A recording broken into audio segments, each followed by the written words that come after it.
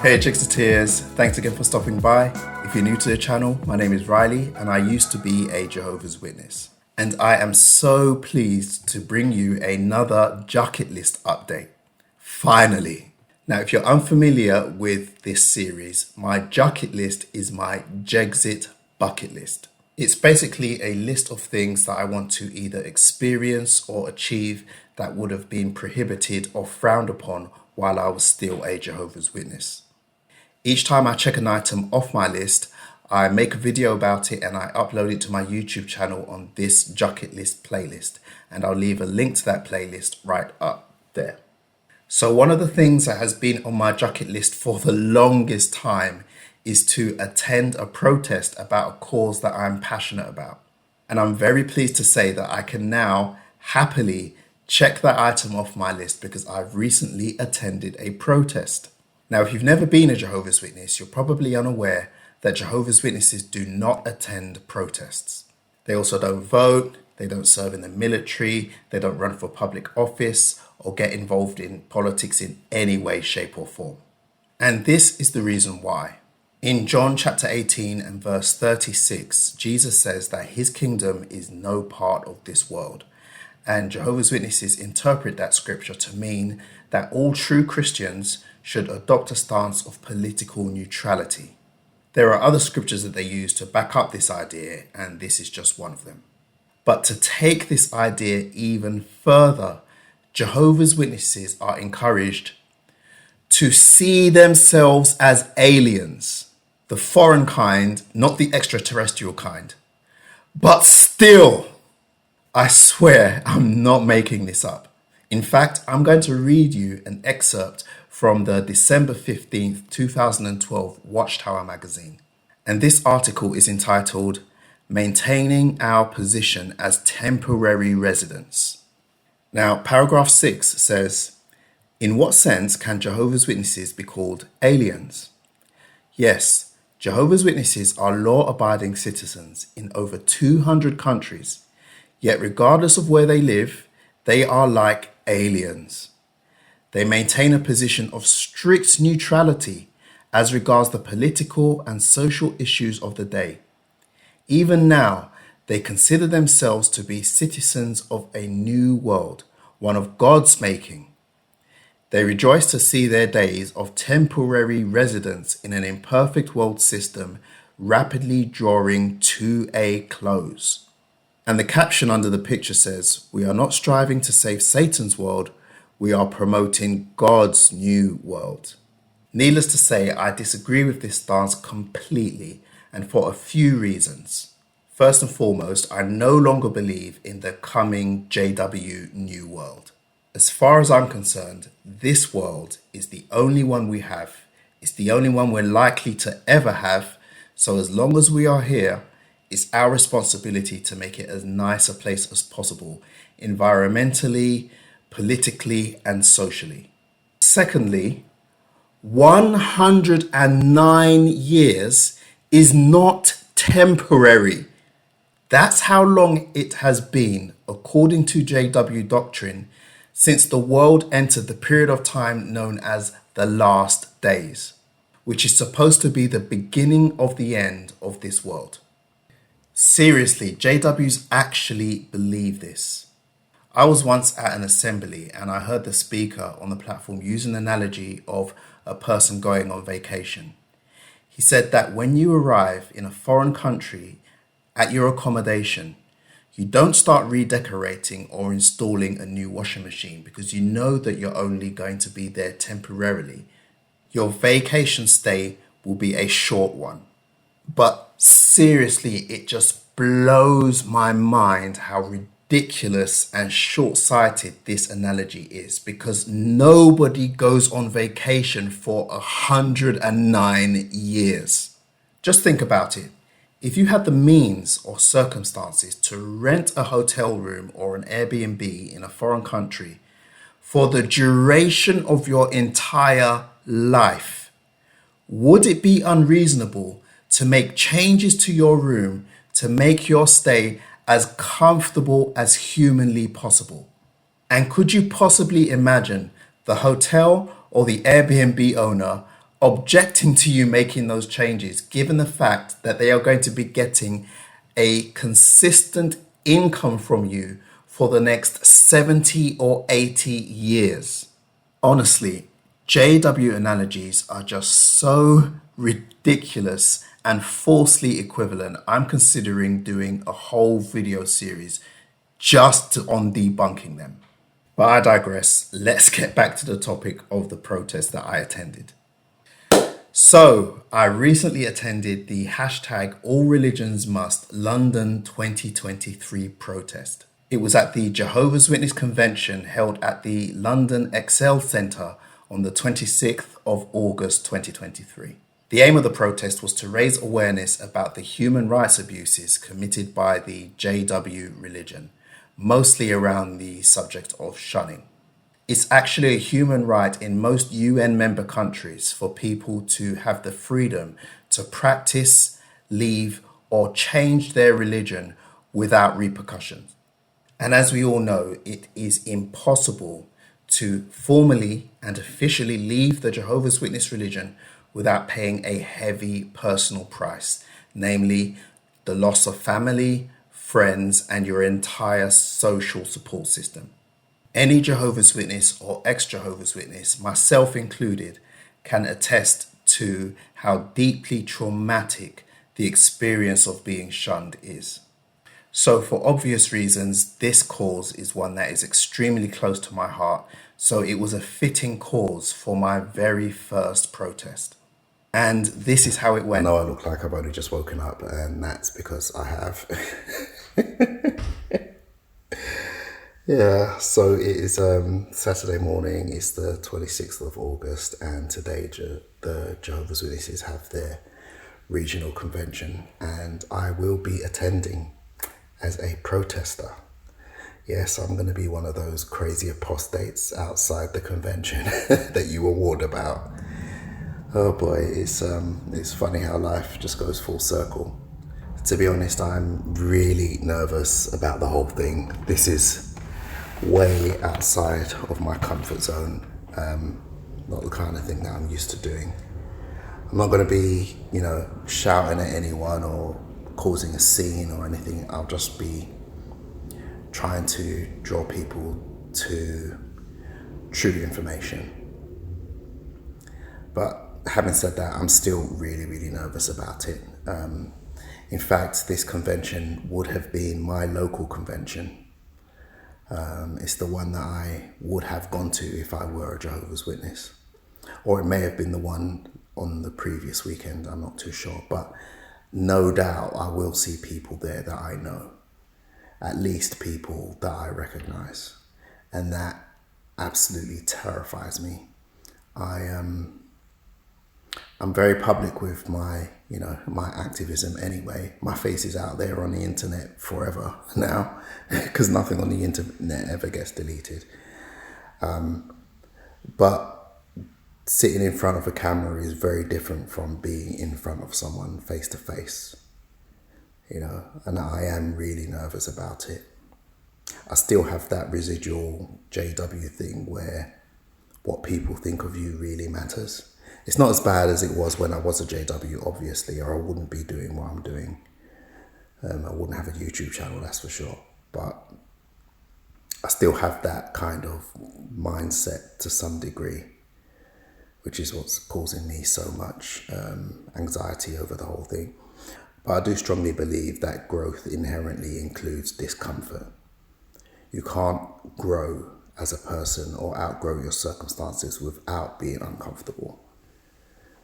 So I just think that is something I just got to push past,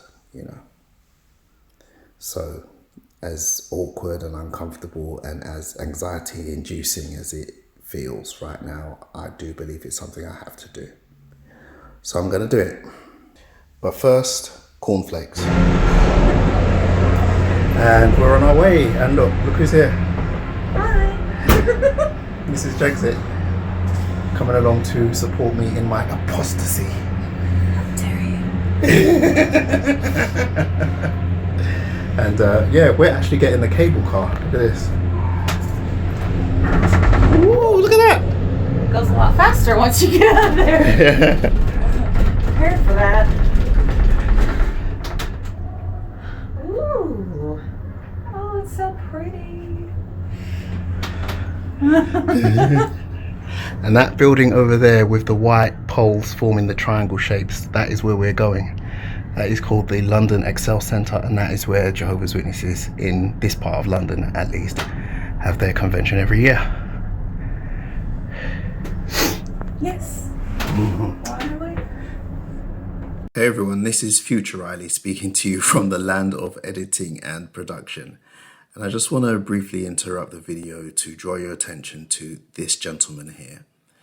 Now, I can't remember his name, so we're just going to call him John because I'm imaginative. And I just want to tell you his story. So while we were protesting, he came up and spoke to us. He wasn't attending the Jehovah's Witness convention. He was actually attending the tattoo convention, which was being held in the same conference center. But he had a really interesting and sad story to share. So for his professional work, he's a carer for vulnerable adults. And one of the adults in his care was a Jehovah's Witness who was disfellowshipped and subsequently shunned. To cut a long story short, John received a knock on his door one morning, and it was the police. They were actually looking for this gentleman that John cared for because he had been missing for several days, and John was one of the last people to see him. Sadly, it turns out that he had taken his own life because he just couldn't cope with being shunned and isolated from his family and his friends and his entire social support system. So John was extremely upset about this. He was actually getting emotional while he was relaying this story to us. So he took a break from the tattoo convention and came and stood with us, protested with us for a while, both he and his son. Unfortunately, I wasn't able to get a recording of John, but just as I was editing just now, I saw him walk past in the background, so I thought I have to pause the video and tell his story. Back to the video. So we're here. It's a lot busier than I was expecting it to be. Still feeling a bit nervous, but I'm glad that we're doing this, and we've got signs. You getting the sign in? Yep. Cool. Already seen a few people that I know personally. Met one guy who knows my mum very well, which I was expecting. But yeah, it's going well. We've had a few really good conversations with people. I'm actually really surprised by how many people just come up to us and just start talking. You know, both interested people who aren't Jehovah's Witnesses, who aren't here for the convention, but also Jehovah's Witnesses. You know, they'll come up and speak to us. I'm really, really surprised, but pleased at the same time. Funnily enough, there's a tattoo convention going on here at the same time. So there's loads of people walking around with tattoos, and we've spoken to a few of them as well. And yeah, we've spoken to several PMOs, Jehovah's Witnesses who no longer believe in the religion, but for one reason or another, they are still in it. So we've had some really good conversations with them. But yeah, I'm still nervous, but I am enjoying it. I am actually enjoying this. What about you, Mrs. Jucket, behind the camera? Yes. I'm here for support. Thank you. I really appreciate you coming with me. Aww. Look who it is. It is Goatlike personality, Jonas. From Norway. From Norway, who has very kindly and lovingly organised this protest at the 2023, what was it? Exercise Patience District. Exercise patience, and they District don't really Convention. exercise patience. No. One of them came to me and said, look at you took a picture of me, I want to see, and I was like, okay, you get to see pictures of my phone, and he was like, no, faster. They don't have patience. I allowed him to watch through my phone, and that wasn't good enough. So we've just been here trying to raise awareness about the abuses of the organisation, CSA shunning, and I'm really surprised by how many people actually come up and speak to us. Yep. I wasn't expecting that at all. You see groups of people walking past and Googling what we've got on the signs, but I wasn't expecting to have a lot of conversations, but we have. and that has been absolutely great. So is that a common thing for a lot of people? They do that. We have different groups of people. We have the classic elder wannabe that go and try to dominate me and thinks that bad things never happen because he never read the elder's book. And we have young people taking pictures of us. On Sundays we normally have some angry teenagers because the last days of a convention they go like, now you're going out to Satan's system, now you go out to Satan's system. They scare you the last day. So on Sundays often like young teenager can be aggressive, but nothing dangerous happening. It's not that kind of problem. And then we have a lot of young people taking pictures of our signs so they can read it when they come home. And interested people, there are not many of them, but I think 50% of the interested people, they come talk to me and they're not interested anymore. I'm the worst pioneer ever. I think they retracted my pioneer card. That's great. Well, thank you so much for arranging this. You're doing excellent work, and I'm glad that I was able to help out. Yeah, and we will do this next year. I'm already planning for 2024 London protest, and we have international conventions, and protesting at the international convention is super fun because the witnesses are happy, and I'm happy when they are happy. I'm not here to make them miserable like some cart crushers do. We're here to make them happy. They are happy, we're happy. And those that leave within a year, 11,000 people here. That means at least 1% of them will be disfellowshipped in a year. So maybe they're happy witnesses now, but within 6 months, many of them will get the rug pulled out of, under the feet, and they will be suicidal. And they will feel that they have nowhere to go. They walk up and talk to us, they are not intimidated. So we're creating a better landing opportunity for them. Yeah. So I really believe we're doing something good. So do I. So Yeah, good. Thank you. yeah, thank you. So we're all done for the day, on our way home now. Funny thing, after we were finished at the convention, we had a date that we'd arranged like from weeks ago. Yeah. But it was in Wembley, and when we got there, we to find out that there was another convention going on in Wembley, like 5 minutes walk from where we were having our date. So it was like out of the J-Dub frying pan into the J-Dub fire. You saw more people at that one. I saw more that people you I knew. know at that one than at the first one, which is where I would have been assigned to if I was still a J-Dub. Yeah. Yeah, so that was a bit strange. It's just like the whole day, just seeing J-Dubs everywhere. It was a bit weird, but it was very, very nerve-wracking seeing so many people. It was actually a really strange experience. Yeah. You know, being there as an observer, seeing so many people that I know, but not being able to interact with them. It was really, really strange, really weird. But we had a lot of interesting conversations. I'm still blown away by how many people came up and spoke to us. I was not expecting that at all. I saw several people from my last congregation. One of them gave me the dirtiest look. Oh my goodness. She looked at me like I was a piece of filth. I'm editing that out.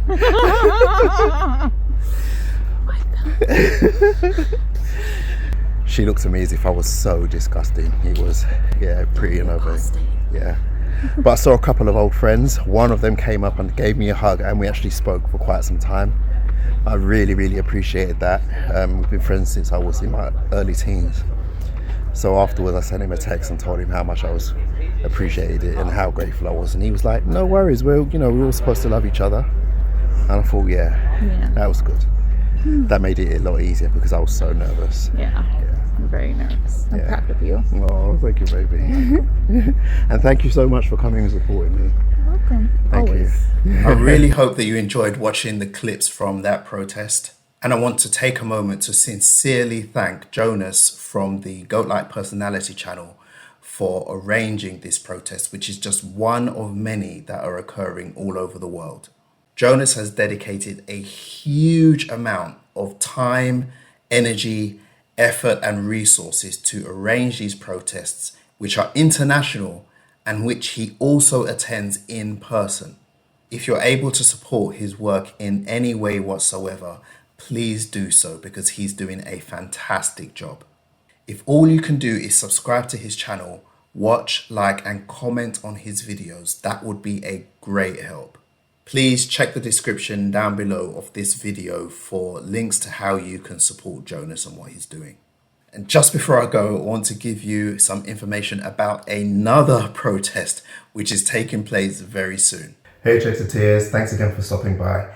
I just want to quickly let you know about a protest that is taking place this year on October 31st in Washington, D.C. The aim of the protest is to expose the harmful practices of shunning in the Jehovah's Witness religion, as well as the widespread cover-up of child sexual abuse. The permit for the protest has been approved and it will be taking place at the White House. The organizer of the protest has set up a website called BeFree2023.com, so please head over to that website for all relevant information. And I'm going to place a link to that website in the description of all of my videos from today until the day of the protest. If you're in or around the Washington DC area, it would be great if you could attend the protest. We really need your support. And that's it for this Jucket List update. I really hope you liked it.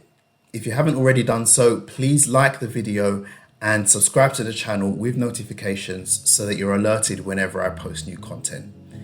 Please proceed to the Jexit in an orderly fashion and I'll see you in the next one.